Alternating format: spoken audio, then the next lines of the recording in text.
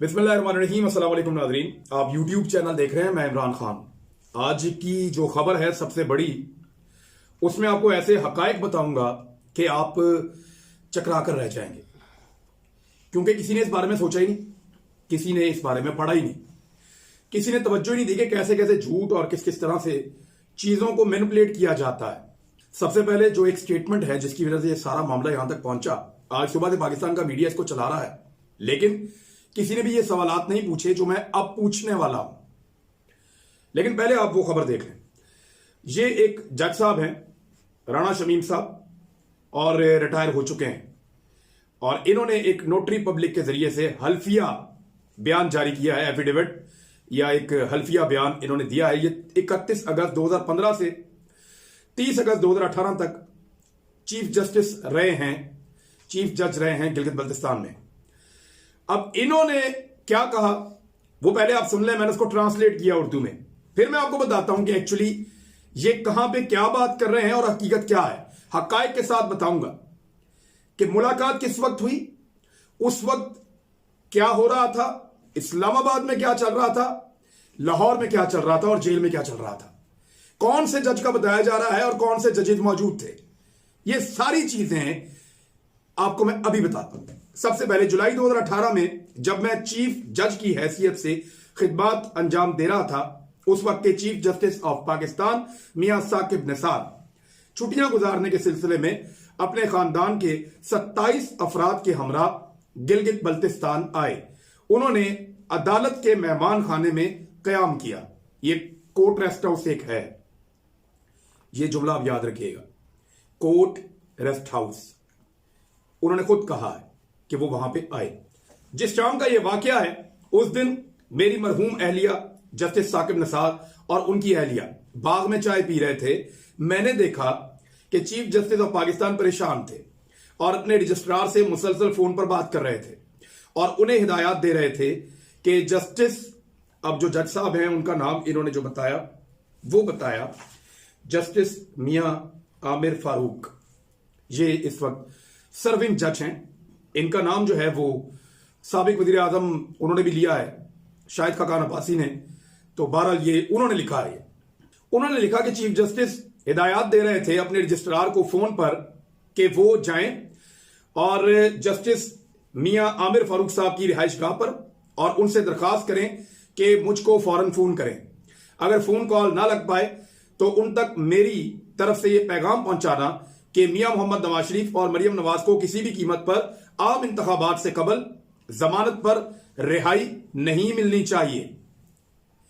इसके थोड़ी देर बाद उनकी जस्टिस मियां आमिर फारूक साहब से टेलीफोन पर बातचीत हो गई और उन्होंने उसे बताया कि मियां मोहम्मद नवाज शरीफ और मरियम नवाज शरीफ आम इंतखाबात के इनेकाद तक जेल में रहने चाहिए। दूसरी तरफ से यकीन दहानी मिलने पर वो पुरसकून हो गए और खुशी से चाय का एक और कप मांग लिया। मैंने बहैसियत एक साथी और एक मेजबान के उनसे कहा कि वो गिलगित बल्तिस्तान में अपनी फैमिली के साथ छुट्टियां मनाएं और उनसे कहा कि उन्होंने जस्टिस फलां को, जिनका नाम लिया गया, ये पैगाम क्यों पहुंचाया और किस लिए पहुंचाया। उन्होंने मुझे जवाब दिया, राणा साहब आप नहीं समझेंगे, आप इस बात को यूं समझें कि जैसे आपने कुछ सुना ही नहीं। मैंने उन्हें अपनी मरहूम अहलिया और उनकी अहलिया के रूबरू ये कहा कि मियां नवाज शरीफ को गलती से फंसाया गया है, गलत फंसाया गया है, और उनकी सजा और मरियम नवाज शरीफ साहब की सजा को देखकर और उनकी फोन कॉल सुनकर यह वाज़ेह हो जाता है। और मैंने ये उन्हें कहा कि इन लोगों को गलत सजा दी गई है।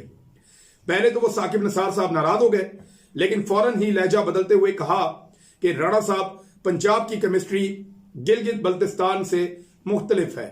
जो कुछ मैंने यहां बयान किया है वो रजा कराना है और मुकम्मल तौर पर सच है। नवाज शरीफ और मरियम नवाज दोनों को एहतसाब अदालत ने 25 जुलाई 2018 के आम इंतखाबात से कबल करप्शन केस में सजा सुनाई थी। उनके वकला ने सजा की मुअत्तली के लिए अदालत से रुजू किया था, लेकिन इब्तदाई समाअत के बाद केस जुलाई के आखिरी हफ्ते तक मुलतवी कर दिया गया। अब हकायक आपके सामने रखता हूं, आपको बहुत मजा आने वाला है। अब अगली बात सुने। नाम जिन मुअज़्ज़िज़ जज साहब का लिया, ये अभी भी मुअज़्ज़िज़ जज हैं और मौजूद हैं अदालत में। मियां आमिर फारूक साहब, जस्टिस मियां आमिर फारूक साहब, इनका नाम लिया गया। इस लेटर के अंदर। मजे की बात आपको बताता हूं कि इन जज साहब ने मियां नवाज शरीफ साहब की अपीलें सुनी नहीं कभी। यानी जिन जज साहब को कहा जा रहा है उन्होंने अपीलें सुनी ही नहीं। ये अपीलें जिन दो मुअज़्ज़िज़ जज साहबान ने सुनी उनका नाम है जस्टिस मोहसिन अख्तर कियानी साहब और जस्टिस गुल हसन औरंगजेब साहब। इन दो जजेस ने 17 तारीख की सुबह यह फैसला दिया कि शरीफ फैमिली की अपीलें जुलाई के आखिर तक मुलतवी की जा रही हैं। नोटिस जारी कर दिए इन्होंने सबको। ये दो जज साहिबान थे। लेकिन चीफ जस्टिस साहब, तो ये चीज किसी को समझ आ रही है? ये वैसे ही है जैसे कैलिब्री फॉन्ट था कि वो इजाद बाद में हुआ और उससे लेटर पहले लिख दिया गया। हम ले रहे हैं वो जज साहब ने, उनका कोई लेना देना नहीं था उस केस के साथ। दीगर दो मुअज़्ज़िज़ जज साहिबान थे जो उस मामले को सुन रहे थे और वो पहले ही सुन के उसके ऊपर फैसला कर चुके थे। ये दो चीजें क्लियर होगी। अब ये एक और चीज आपको बताता हूं।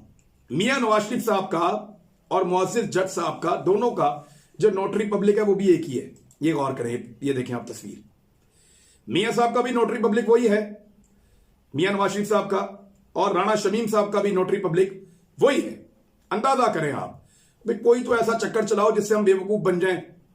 और राणा साहब ये कहते हैं कि वो लंदन जाके उन्होंने ये मामला खोला, वो पाकिस्तान में भी खोल सकते थे। और शरीफ खानदान जो है उसको अब ये क्यों करना पड़ा? एक दिन पहले रात के वक्त मैं ये देख रहा था ट्विटर के ऊपर, तो लंदन से एक सहाफी है, मियां नवाज शरीफ साहब के बहुत करीब हैं, बहुत प्यार है उनका मियां साहब से। मियां साहब जब कह रहे होते हैं ना, किसी की बुराई कर रहे होते हैं, तो वो सामने से खड़े होकर बेशक बेशक कह रहे होते हैं, उनकी आवाज आ रही होती है। और जब मियां साहब कह रहे होते हैं ना मैं ये करूंगा वो करूंगा, तो वो सामने से खड़े होकर इंशाल्लाह जी इंशाल्लाह आमीन, वो ये कह रहे होते हैं सामने से। वो सहाफी बहुत मियां साहब से प्यार करते हैं। तो वो जो सहाफी हैं उन्होंने एक ट्वीट किया और उसमें उन्होंने लिखा कि अनकरीब एक बहुत बड़ा इंकशाफ होने वाला है जिससे पता चलेगा कि मियां नवाज शरीफ और मरियम नवाज के साथ कैसे ज्यादतियां की गई। यानी पीएमएलएन को, मियां साहब को, उनके करीबी साथियों को पहले बताया गया, तैयार किया गया कि जनाब एक साबिक जज जो हैं वो ये करने जा रहे हैं और हम उनसे करवाने जा रहे हैं। फिर नोटरी पब्लिक भी वही, ये सारा कुछ जुड़ता है मियां नवाज शरीफ साहब के साथ जाकर। वो इसलिए कि नोटरी पब्लिक भी वही है, वो इसलिए कि उनको पहले से पता है, वो इसलिए कि उनके सहाफियों को जो बहुत करीबी उनके दोस्त हैं उनको भी पहले से पता है कि ये वाली कार्रवाई डलने लगी है। और कार्रवाई भी सही तरह नहीं डली। जज साहब का नाम भी गलत लिख दिया और उसमें मुझे एक और शक है। देखें, बाद औक़ात आप किसी का नाम इसलिए ले देते हैं कि आपको यह पता होता है कि वो जो किसी है वो किसी वक्त जाके आपके हक में स्टेटमेंट दे के और सारे मामले को बदल सकता है। अब समझने वालों के लिए इशारा काफी है। मेरे ख्याल में इससे ज्यादा मुझे नहीं बोलना चाहिए, मुअज़्ज़िज़ अदलिया का मामला है, लेकिन समझने वालों के लिए इशारा काफी है। और ये वाला जुमला मैं संभाल के रखूंगा उस वक्त तक के लिए जब तक कि वो जो किसी है वो वाला काम नहीं कर देते, जब तक के मुमकिन है कि वो हो जाए। भारत, अब आ जाए मियां नवाज शरीफ साहब ने, उनकी फैमिली ने अब ये क्यों किया। मियां साहब का हर हाल में लंदन में रुकना जरूरी है। उनकी जो पहली अपील थी या पहली पुली थी वो ये थी कि मैं बीमार हूं, मुझे वापस ना भेजो। इस पर जो है वो होम डिपार्टमेंट ने यकीन नहीं किया। उन्होंने कहा आप बीमार नहीं है और उनका वीजा कैंसिल कर दिया। अब वो जो अब अगली पुली ले रहे हैं वो ये ले रहे हैं कि मुझे वापस ना भेजना, मेरी वहां जान को खतरा है और मुझे वापस ना भेजना इसलिए कि पाकिस्तान में मेरे साथ जुल्म होता है। अदलिया को भी इस्तेमाल किया जा रहा है। तो ये बतौर एक एविडेंस इस चीज को अब शामिल किया जाएगा। और मियां साहब की अपील की सुनवाई क्योंकि होने वाली है, वो अपील में है कि उनको मजीद वीजा दिया जाए। मियां साहब के साथी जो कहते हैं कि मियां साहब दिसंबर में पाकिस्तान आ जाएंगे, उसके लिए भी माहौल बनाया जा रहा है कि अगर उनकी अपील फारग होती है या वो वीजा नहीं हासिल कर सकते, उनको डिपोर्ट होना पड़ता है, तो फिर वो खुद ही पाकिस्तान ट्रेवल करके किसी एहतजाजी तहरीक के अंदर शामिल हो जाएंगे आकर कि मैं तो एहतजाज करने के लिए आया हूं। लेकिन अगर उन्हें वीजा मिल जाता है तो याद रखिएगा मियां साहब वापस कोई नहीं आएंगे इलेक्शन से पहले। और अगर इलेक्शन में उनको यकीन होगा कि उनकी हुकूमत बनने जा रही है तो फिर वो वापस आएंगे, अदरवाइज नहीं आएंगे। एक दो बड़ी खबरें आपको दे देता हूं कि जितनी कानून साजी इमरान खान साहब ने करवानी है वो अगले 2-3 दिन में होने वाली है। इत्तेहादी कहीं नहीं जा रहे, कोई कहीं नहीं भाग रहा, पक्की खबर दे रहा हूं। तमाम लोगों ने हामी भर ली है, तमाम लोगों ने बात मान ली है। हुकूमत शिकस्त देगी अपोजिशन को आने वाले 2-3 दिनों के अंदर, ये मेरे पास इंफॉर्मेशन है।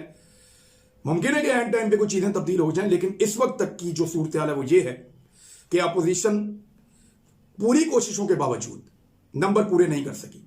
ज्वाइंट सेशन पार्लियामेंट का आ रहा है, हुकूमत इसके अंदर अपनी वो कानून साजियां जो वो करना चाहती है वो पेश करेगी, और इत्तेहादियों को उन्होंने मना लिया मेरी इंफॉर्मेशन के मुताबिक, वो तमाम कवानीन के ऊपर कानून बनवा लेंगे, वो लेजिस्लेशन वो कर लेंगे। ये मेरे पास इंफॉर्मेशन है, कप्तान ने पूरा बंदोबस्त कर लिया है और इसके लिए अब वो खुद जाकर पार्लियामेंट में बैठने वाले हैं।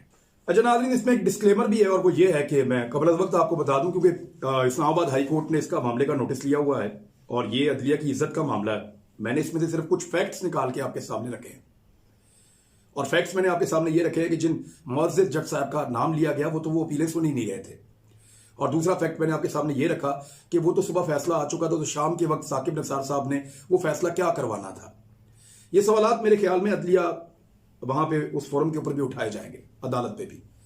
और मैं इसके कुछ ऐसे पहलुओं पे बात कर रहा था जो अंधे को भी नजर आ रहे हैं, अगर थोड़ा सा आप पढ़ लें उस दौर के अखबारात निकाल कर दो, तो इसमें कोई सबजुडिस मैटर के अंदर कहीं पे कोई असरअंदाज होने की कोशिश नहीं है। लेकिन ये दो चीजें हैं जो बहुत सामने थी, वाजे थी, वो नजर आ गई। नोटरी पब्लिक का मामला भी, तो अभी आपके सामने। अब तक इतने, अपना ख्याल रखिएगा, अपने इस चैनल का भी। अल्लाह हाफिज।